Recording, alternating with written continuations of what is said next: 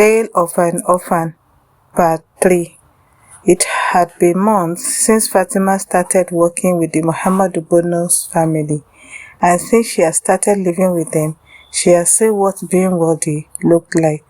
Is it from their beautiful lifestyle, or from their good food, or from the clothes that they wear? Riches are good, and being rich is beautiful, but Fatima knew not to be covetous. Living with them doesn't mean that her life has changed.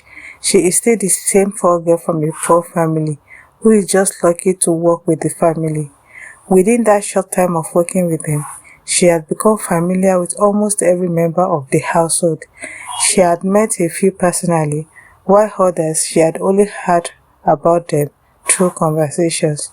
From what she had gathered, Alhaji Muhammad Bono had 3 wives. The first was Hajia Zainab, the second an Indian woman who is no longer married to Alhaji Muhammad Bono, and the third was no longer alive. Despite everything, all the 8 children in the house respected Hajia Zainab. They called her Ummah, and she treated them with kindness and fairness. Even though not all of them were her biological children, she carried herself like a true mother to them all. Fatima admired her deeply. Not just her, she admired everyone in the family. There was, however, one person she had never met, yet she heard his name often, and the name is Farzan. He was the 3rd son of the family and the child of the Indian woman. From the way people spoke about him, he seemed different, distant from everyone, not openly condemned, but quietly misunderstood. To Fatima, he felt like the black sheep of the family. One day, while she was cleaning, she overheard a conversation between Alhaji Muhammad and Hajia Zainab. Alhaji Muhammad was clearly frustrated. "I don't understand that boy," he said, pacing the room. Farzan abandoned a project that could bring in billions of naira. He shook his head. "Do you even understand? Billions is something that will benefit not just us, but the whole country. A project that could make Nigeria proud." He sighed deeply, and he left all that for something he calls his passion. Hajia Zainab looked at him calmly. "You cannot force him," she said gently. "He is the only one who truly understands what he is doing. Let him finish what he started." "For how long, Zainab?" Alhaji Muhammad snapped. "For how long will we keep listening to him as if he is the one leading this family?" He stopped and faced her. "We are his parents. We should be the one guiding him, not the other way around." His voice rose again. "He even abandoned his education. What exactly is he looking for? Is it money? We have money. I can give him anything he wants." He threw his hand in frustration. "His mother's family is rich. We are not poor. So what is the problem?"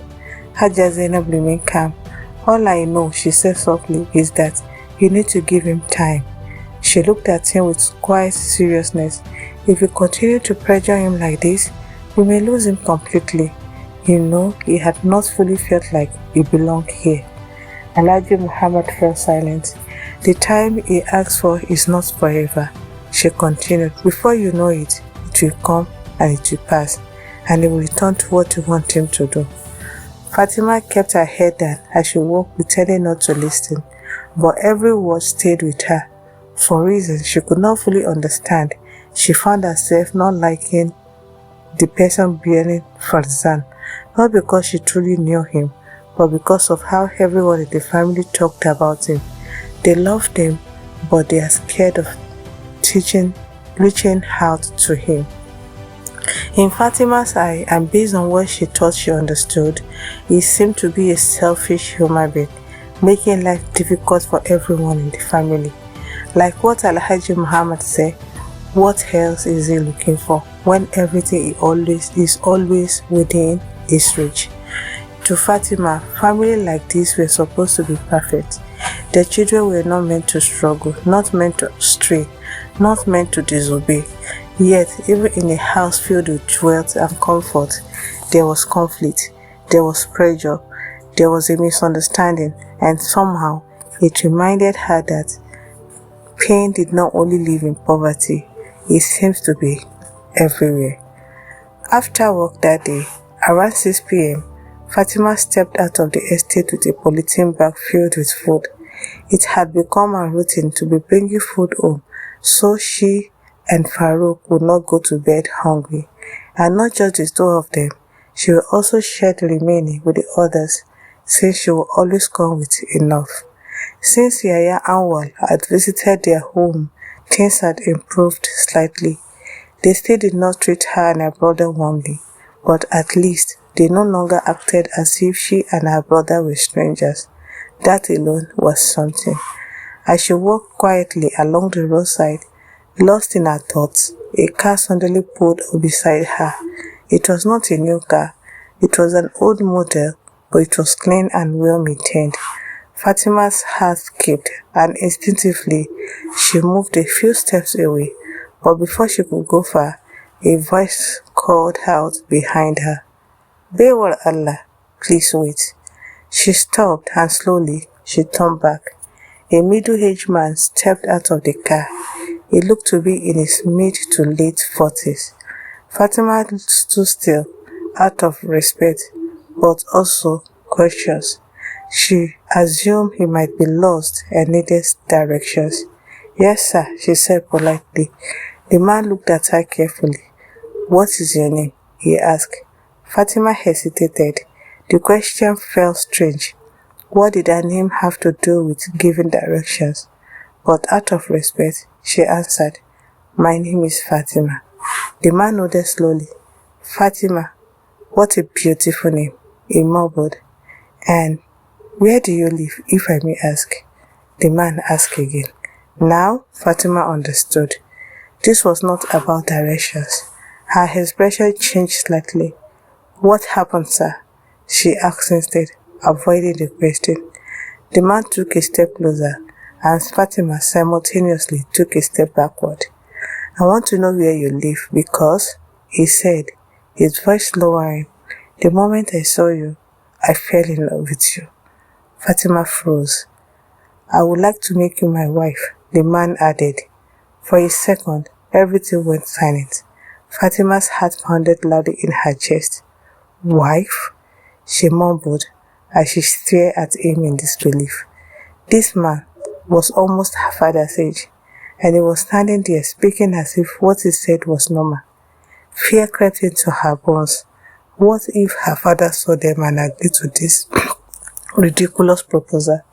Without saying a word, Fatima stepped back and then another step, and suddenly she turned and ran.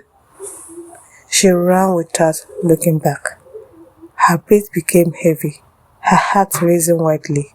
She did not stop, not until she was far enough, not until the man and his car were no longer in sight, not until she was sure that he wasn't following her.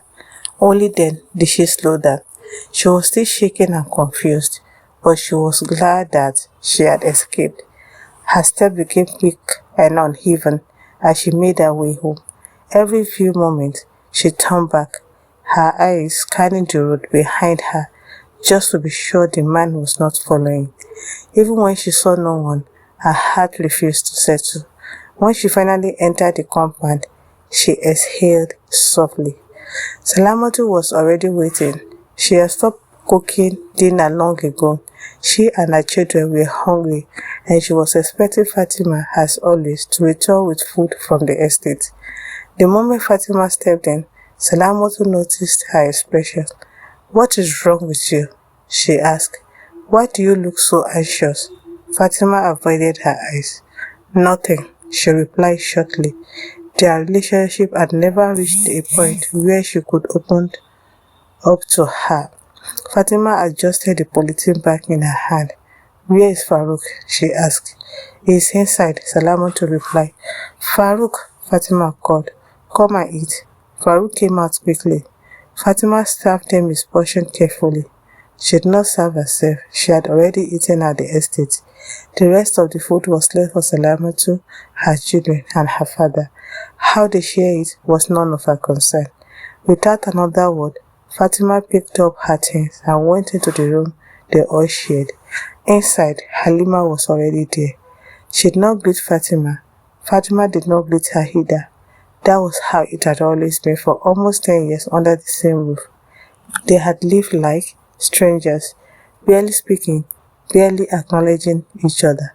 Fatima sometimes wondered why. Why Halima hated her so much.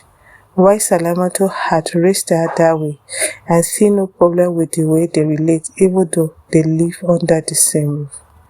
The next day, while Fatima and the other children had gone to school, only Salamatu, her husband and her youngest son remained at home.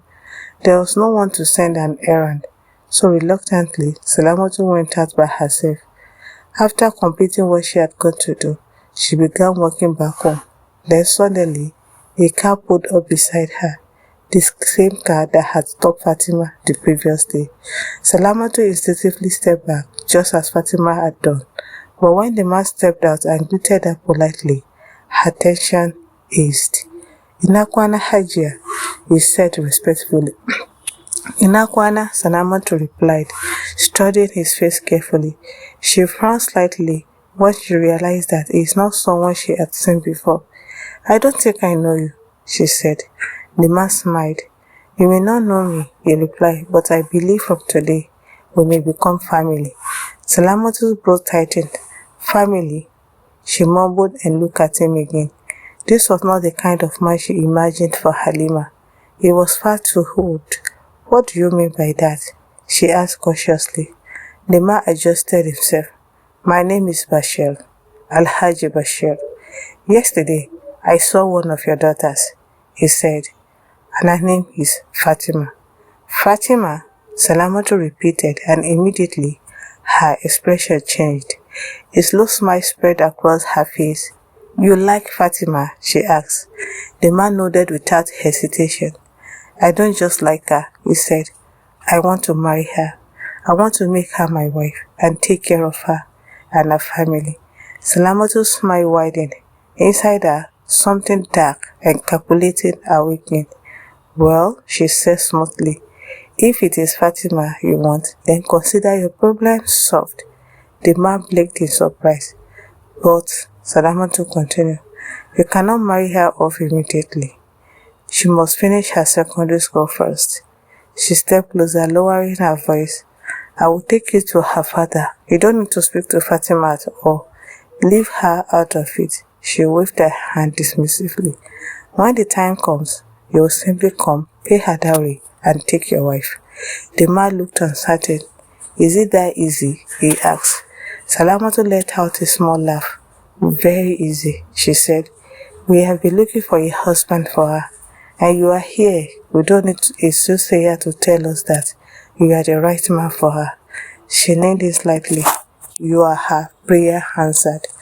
And now that you have come, everything is settled." Then her tone shifted. She became more serious. "When you meet her father, don't tell him you spoke to me. Just tell him your intention." She paused. "And you must understand something. You will need to spend money if you want him to agree." The man nodded slowly. "I understand," he said smilingly. "I will do as you said." "So, where is your house?" he asked. Without hesitation, Salamatu described their house to him in detail. "Come as soon as possible," she added. The man thanked her warmly. Then before leaving, he opened his car, brought out some cash, and handed it to her. Salamatu's eye lit up. Her finger closed tightly around the money. Joy filled her face. In her mind, everything had already been decided. This man will marry Fatima, no matter what. No matter what Fatima wanted, no matter how she resisted. Salamatu was determined. She would make sure Fatima ended up with him. Later that evening, the man returned.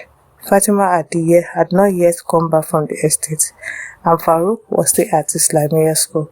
The house was quiet. It was only Salamatu, her children, and Mala Aliyu who were around.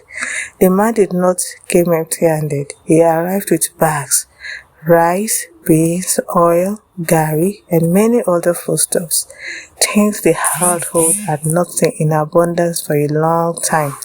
The moment Mana Aliyu saw what he brought, his attitude changed completely. He welcomed him warmly, Barka da zuwa, Malam Aliyu greeted respectfully, even though they looked more or less like age mates. Barka dai Malam, the man replied respectfully. They exchanged more pleasantries before sitting down. My name is Alhaji Bashir, the man said confidently. I am a businessman well known in this state and beyond. Malam Aliyu nodded, already impressed. I came here because I saw your daughter, Alhaji Bashir continued, and I wish to make her my wife. Malam Aliyu leaned forward slightly. I have two daughters, he said. Which one do you want? And which one are you talking about? The one called Fatima, Alhaji Bashir replied, without hesitation. I saw her yesterday, and I fell in love with her. There was a brief silence. Malam Aliyu knew the man was old, far older than Fatima, but his eyes kept drifting to the bags of food he wanted to reject him. He wanted to reject him, but before he could respond, Alhaji Bashir continued. I am not in a hurry, he said. I will wait for her to finish her secondary school, and I will sponsor her from now till then. After that, I will come, pay her dowry, and take her as my wife. Malam Aliyu's eye glowed with greedy. Hearing that he will sponsor her education means that he will have more money in his pocket. Hope you will pay the school fees directly to me, he said, lowering his voice. Yes, I will pay the money directly to you, and you pay to the school, Alhaji Bashir replied. To shikenan, Malam Aliyu said. He could no longer hide his joy. Alhaji Bashir continued, I only come to inform you about my intention, so no one else will take her. Malam Aliyu suddenly laughed. Ha! There's no problem at all, he said quickly. Fatima is yours. She is already yours. As long as I am alive and I am a father, she will become your wife. Salamatu, sitting quietly, smiled to herself. She loved the way everything was playing out. Consider everything settled, Malam Aliyu added. After her secondary school, you will come and take your wife. No hesitation, no second thought. Just like that, Fatima's life was decided in a few seconds. They spoke for a while, laughing and discussing. Then Alhaji Bashir stood to leave. But before he went, he reached into his pocket and brought out money, a large amount. He handed it to Malam Aliyu. Malam Aliyu's eyes widened. The money was more money than he had ever had in his hand. His grip tightened around it. At that moment, any remaining doubt disappeared. Deep in his heart, he made a final decision. No matter what happened, no matter what Fatima will say, she will marry this man. This will be the end of today's episode. Let's meet again for another interesting one. Until next time, Assalamu alaikum wa rahmatullah wa barakatuh.